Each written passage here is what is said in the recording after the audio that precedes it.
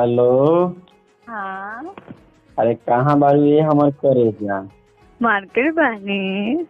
अरे ऐसे मत घूमल कर न तो सौंसे बाजार के लइका तोरा पीछे पड़ जाइए सन।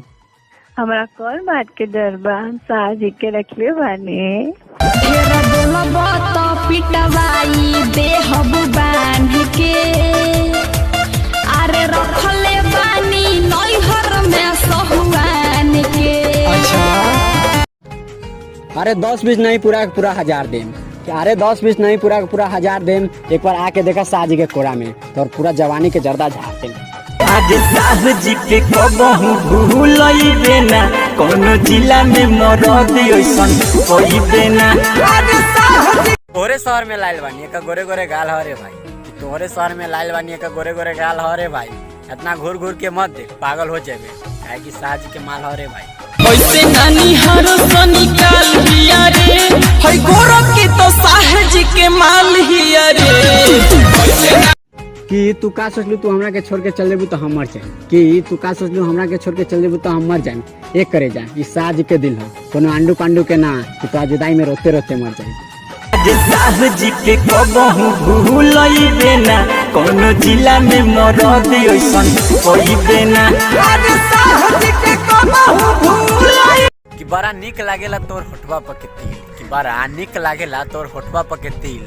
धोखा कबो नहीं मिली, लगावा एक बार साजी से दिल। केला सब तहिका और साजी के लइका। अरे लड़की ना जीप के काल हिया। अरे लड़की ना जीप के काल हिया जब रोडवा पर जींस पहन के घुमत या नु साजी के माल हिया। हई गोरो की तो साहजी के माल हिया रे। नानी हारो सही काल हिया रे।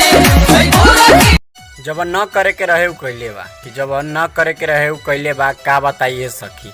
साजी के बेटा कभी नहीं ले बा। साहजी के बेटा कभी नहीं ले बा, करे के ना जबन कइले बा। साहजी के बेटा कभी नहीं ले बा। हेलो। हाँ, हेलो। अरे कहाँ बारू ये हमर करेजा? मार्केट में। अरे ऐसे अकेले मत घूमल कर, आजकल के जो जमाना बहुत खराब बा। ना जाने कितना जन्म पड़ल बा हमरा पीछा। हम बोल देनी हाँ माल है साजी के, तनको मिली नहीं हिस्सा। अरे दिया हमार करेजा। ऐसे नानी हरो से निकाल हिया रे, हई गोरो की तो साहजी के माल हिया।